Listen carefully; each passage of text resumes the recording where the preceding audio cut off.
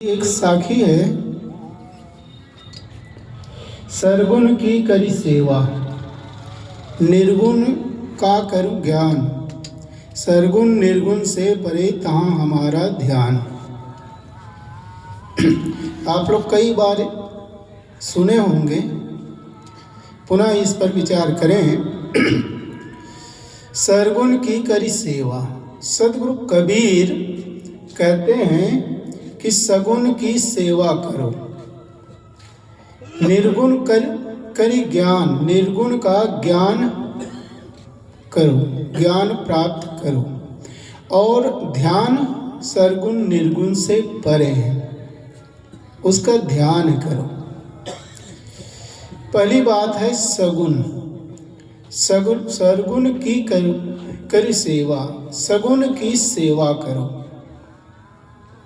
प्रायः लोगों की मान्यता है कि सदगुरु कबीर सगुण को नहीं मानते, लेकिन सदगुरु कबीर सगुण को मानते हैं। सगुण किसको कहते हैं? सगुण जिसमें कुछ गुण हो उसको सगुण कहते हैं ना। जिसमें कुछ भी गुण ना हो वह सगुण कैसे हो सकता है?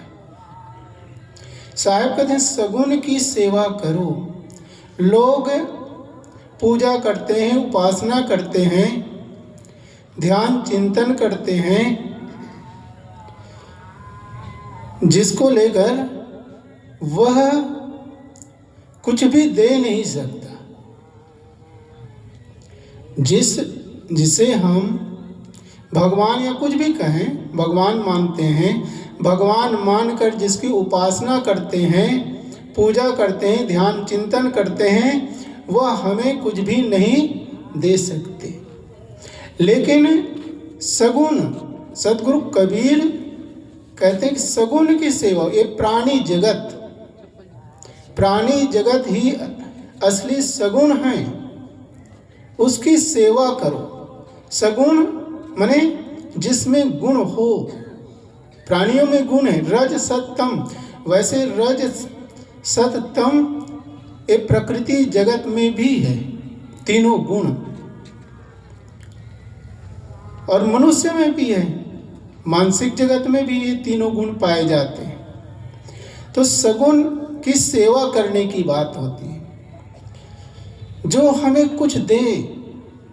असली भगवान परमात्मा या देवी देवता ये प्राणी जगत है, उनकी सेवा करनी चाहिए।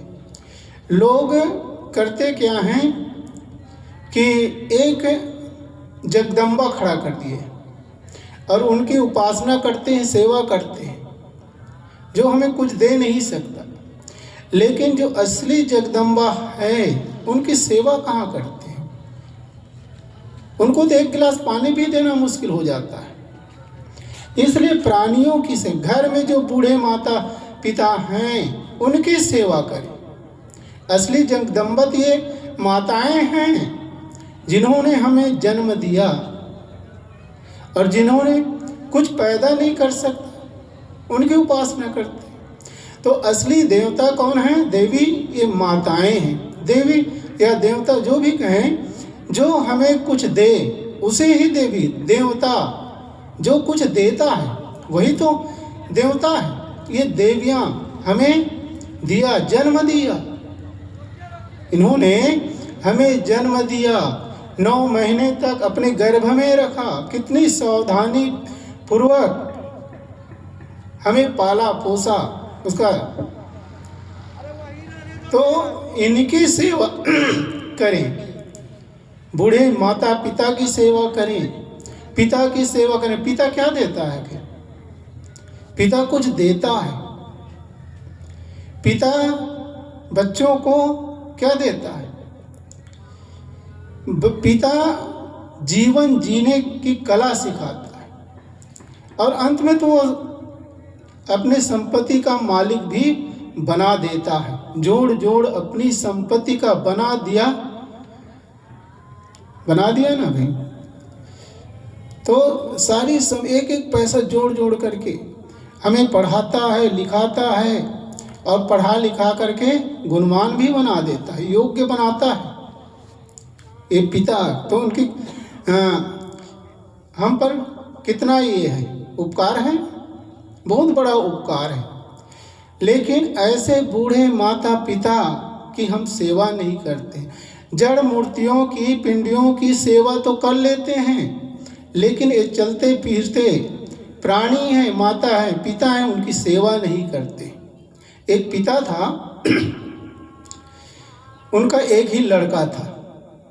उन्होंने मेहनत मजदूरी करके लड़का को पढ़ाया लिखाया, योग्य बना दिया। एक दिन वह लड़का बड़ा ऑफिसर बन गया, शादी हुई, पढ़ी लिखी लड़की आ गई। फिर पिता बूढ़ा हो गया, कुछ दिन बीता, पोते भी आ गए, बच्चे भी आ गए। तो लड़के की पत्नी मतलब बहू कहती है अपने पति से कि सुनो जी, ये पिताजी बूढ़े हो गए हैं, मुंह से लार टपक रही है, आँख में कीचड़ भरे होते हैं और बैठे रहते हैं सामने पर, कोई आते हैं तो उनसे मैं खुलकर बात भी नहीं कर सकती। इसलिए आप एक काम करिए कि इसको पीछे पिछवाड़े पर ले जाइए, इसके खाट पिछवाड़े पर डाल दीजिए, वहाँ आराम से रहेंगे तो मैं कोई आएंगे उससे खुलकर बात कर सकूं। लड़का मना करता है, लेकिन बार बार कहने पर वह भी उनकी बातों पर आ जाता है और अंत में करता क्या है कि उसको पिछवाड़े उनके खाट डाल देते हैं और कहते हैं कि पिताजी यहाँ पर आप रहिए, आराम से रहिए यहाँ पर। अब क्या करे पिता, वहाँ पर रहने लगे।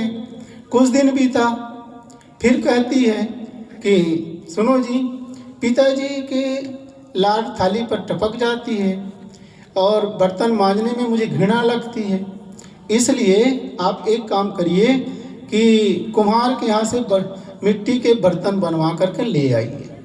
बर्तन, मिट्टी के बर्तन में भोजन दे दूंगी और वो पिछवाड़े फेंक दिया करेंगे। वही किया, फिर मिट्टी के बर्तन ले आए, उसमें भोजन देने लगे। अब भोजन देने लगे, पिछवाड़े पर वो भोजन करते थे, फेंक देते थे। उनका एक बच्चा था, होनहार बच्चा था, प्रतिभावान बच्चा था। एक दिन वह बाल खेल रहा था, खेलते खेलते बाल वहाँ पर चला गया पिछवाड़े पर। तो वह अपने बूढ़े बाबा को देखते हैं और कहते हैं कि बाबा जी यहाँ कैसे। फिर वो अपना बताते हैं जो भी हो, और पिछवाड़े बर्तन पड़े हुए थे तो एक एक बर्तन फिर वो इकट्ठा करने लगे, बच्चे इकट्ठा करते गए। एक दिन क्या हुआ कि बर्तन वहाँ पिछवाड़े से ला करके अपने कमरे में रखते गए। उनके पिताजी देख लिया तो उन्होंने कहा कि ये मिट्टी के बर्तन क्यों इकट्ठे कर रहे हो। तब बच्चा कहता है कि पिताजी आप बड़े ऑफिसर हैं, आपके पास पैसे की कोई कमी तो थी नहीं, है नहीं, इसलिए आप इतने बर्तन इकट्ठे खरीद लाए हैं और जब आप बूढ़े होंगे, मैं जवान होऊंगा और मेरे पास इतने पैसे नहीं होंगे तो मैं क्या करूंगा। इसलिए आप लोगों के बुढ़ापे के लिए इसको रिजर्व रख रहा हूँ। अब इतना सुनते ही उनकी आंखें खुल गई। वो अपने पत्नी को बुलाते हैं और कहते हैं कि देखो जी बच्चा क्या कर रहा है। तब उन लोगों को समझ में बात आई कि ये हम लोग गलत कर रहे हैं। फिर बूढ़े पिता को सामने लाए, उनकी सेवा करने लगे। तो हम जो कुछ भी करते हैं उसका परिणाम हमें ही भोगना पड़ेगा, परिणाम सामने आएगा ही आएगा। लेकिन आदमी प्रमाद में उसका ध्यान नहीं रखता है, भूल जाता है। तो जो माता पिता हैं यही तो असली सगुण भगवान है, परमात्मा है। उनकी सेवा करें, उनकी उपासना करें। इससे बढ़कर के पूजा और क्या हो सकती है। लेकिन आज बूढ़े माता पिता का तिरस्कार हो रहा है, लोग उनकी सेवा करना नहीं चाहते। तो सदगुरु कहते हैं सगुण सगुण सरगुण की कर सेवा, सगुण की सेवा करो, उनकी उपासना करो। आखिर ईश्वर जो मानते हैं वो लोग भी अंत में क्या कहते हैं, अंत में यही करते हैं, वो वासुदेव कुटुंबकम की बात वहाँ पर आती है। तब कहते हैं कि प्राणी जगत ही असली ईश्वर है, प्राणियों की सेवा ही ईश्वर की असली पूजा है। इसलिए हम सबको चाहिए कि इस प्राणी जगत की सेवा करें। अब सेवा करने के लिए भी अपनी शक्ति सीमित है, शक्ति सामर्थ्य के अनुसार हमें सेवा करना चाहिए। हर आदमी को सेवा में आगे रहना चाहिए। लोग सेवा से जी चुराते हैं, सेवा करना नहीं चाहते हैं, और सेवा से जी चुराएंगे तो चित्त शुद्ध हो भी नहीं सकता। सेवा से ही चित्त शुद्ध होता है। इसलिए कहीं भी जाएं, सेवा में आगे रहें। बार बार यहाँ भी अनाउंस किया जाता है, कहा जाता है कि सेवा करो, अमनिया करो, ये भी सेवा है। लेकिन लोग जाते कहाँ हैं, उधर ध्यान ही नहीं देते हैं। तो कहीं भी हो, जहाँ भी जाएं, सेवा के काम में आगे रहें। अब फिर देखिए मन में कितनी प्रसन्नता रहेगी। जो आदमी जितना सेवा करता है उतनी ही मात्रा में उनका मन प्रसन्न रहता है, प्रफुल्लित रहता है, अच्छा लगता है। ये अनुभव का विषय, आप सेवा करके देखें, अनुभव करें कि वास्तव में इसका परिणाम क्या होता है। तो सगुण भगवान है, ये प्राणी जगत है, उनकी सेवक मतलब उनके साथ सुंदर बर्ताव करें, लोगों के साथ सुंदर बर्ताव करें, यही तो पूजा है। सगुण की सेवा, सरगुण की करी सेवा, निर्गुण का करो ज्ञान, निर्गुण का ज्ञान प्राप्त करें। निर्गुण जिसमें कोई गुण ना हो, उसका ज्ञान प्राप्त करना है। तो निर्गुण है क्या? वास्तव में निर्गुण अपनी आत्मा है, चेतना है। अपने आप को जानना ही असली ज्ञान है। आप कहेंगे कि अपनी चेतना आत्मा निर्गुण कैसे? वास्तव में चेतन आत्मा में रज सत तम ये 3 गुण हैं। ये तीनों गुण उसमें है नहीं, इसलिए वो निर्गुण है। ये तीनों गुण प्रकृति जगत में पाए जाते हैं। रजोगुण क्रियाशीलता, जहाँ क्रिया होती है, पदार्थों में निरंतर क्रियाएं हो रही है, इसलिए उसमें रजगुण है। तमोगुण पुष्ट होना, बनते हैं फिर पुष्ट होते हैं, और अंत में तमगुण विनाश भी होता है। बनना, पुष्ट होना और बिगड़ना, ये तीनों क्रियाएं निरंतर प्रकृति जगत में चल रही है। और मानसिक जगत में भी रजोगुण, हम बोल रहे हैं, ये रजगुण का ही प्रभाव, रजगुण का ही प्रभाव है। बोलना, लिखना, चलना, फिरना, ये रजोगुण है। और तमोगुण प्रसन्नता, मन में प्रसन्नता है, बस वही सद्गुण का प्रभाव है। और तमोगुण अंधकार, तामस। तो ये तीनों गुण मानसिक जगत में और प्रकृति जगत में पाए जाते हैं, लेकिन चेतन आत्मा में ये गुण नहीं है, तीनों गुण, इसलिए वो निर्गुण है। तो निर्गुण का ज्ञान प्राप्त करना है। मैं कौन हूँ, इसी को जानना है, समझना है। अपने आप को जब जान लिया, समझ लिया, तो फिर और कुछ समझना बाकी नहीं रह गया। हम अपने आप को ही नहीं समझ पाते हैं। बुद्धि के स्तर पर तो समझ जाते हैं, ऐसे सुनते हैं, कहते, सुनते, पढ़ते, लिखते, समझ में बात आ जाती है। लेकिन मैं भाव में हम रह नहीं पाते। तो इसका ज्ञान प्राप्त करें। अपनी चेतना, आत्मा वह का है क्या चीज, उसको जानने का प्रयास करें, समझने का प्रयास करें। तो सद्गुरु कहते हैं कि निर्गुण का करी ज्ञान, निर्गुण का ज्ञान करो। अपनी आत्मा निर्गुण है, उसका ज्ञान प्राप्त करने की आवश्यकता है। उसको ज्ञान प्राप्त करने का मतलब है समझने की आवश्यकता है। फिर निर्गुण सरगुण से परे तहाँ हमारा ध्यान, हमारा ध्यान निर्गुण और सरगुण से परे होना चाहिए। जो निर्गुण हो और सगुण, निर्गुण और सगुण दो बातें हैं। आत्मा निर्गुण भी है और सगुण भी है, क्योंकि आत्मा में, चेतना में गुण है। कौन से गुण है? ज्ञान गुण है। चेतन जानता है, प्रकाश स्वरूप है। चेतन के प्रकाश से ही हमारी इंद्रियां प्रकाशित हो रही है, हमारा मन प्रकाशित हो रहा है।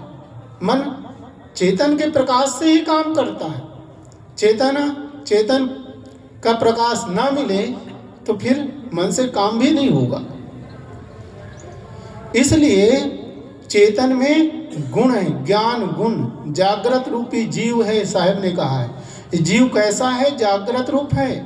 जीव सोता थोड़ी है, सोता है क्या? सुषुप्ति अवस्था में भी वह जागृत रहता है, जागृत स्वरूप ही है, जागता है वो। इसीलिए हम कहते हैं कि आज हम ऐसा सोया कि कुछ भी नहीं जान पाए। तो कुछ नहीं जाना, उसको जानने वाला कौन है? वही चेतन है, वो सोया थोड़े है। इसलिए ज्ञान स्वरूप है, जागृत स्वरूप है। और निर्गुण इसलिए है कि पहले ही बताया, निर्गुण चेतन आत्मा निर्गुण है, क्योंकि रज सत तम ये तीनों गुण उसमें नहीं पाए जाते। सद्गुरु कहते हैं सरगुण निर्गुण से परे तहाँ हमारा ध्यान, हमारा क्या होना चाहिए? इससे परे, जिसमें जो सगुण ना हो, निर्गुण ना हो, उस पर हमारा ध्यान, अपनी आत्मा पर ध्यान होना चाहिए। मन जब लीन हो जाता है, हो जाता है, तब वह स्थिति आती है। जब तक हमारा मन बाहर बिखरा होता है, चलता रहता है, तब तक वह स्थिति नहीं आ सकती। इसलिए मन को एकाग्र करने की आवश्यकता है। जब मन एकाग्र होगा, मन लीन होगा, तब वह स्थिति आएगी। इसलिए सद्गुरु कबीर की ये साखी को मनन करें, चिंतन करें और उसके अनुसार जीवन जीने का प्रयास करें। तो मैं थोड़ी देर आप लोगों के समक्ष कुछ चर्चा करने का प्रयास किया। बस इतना कहकर मैं अपनी बात यहीं पर विराम देता हूँ।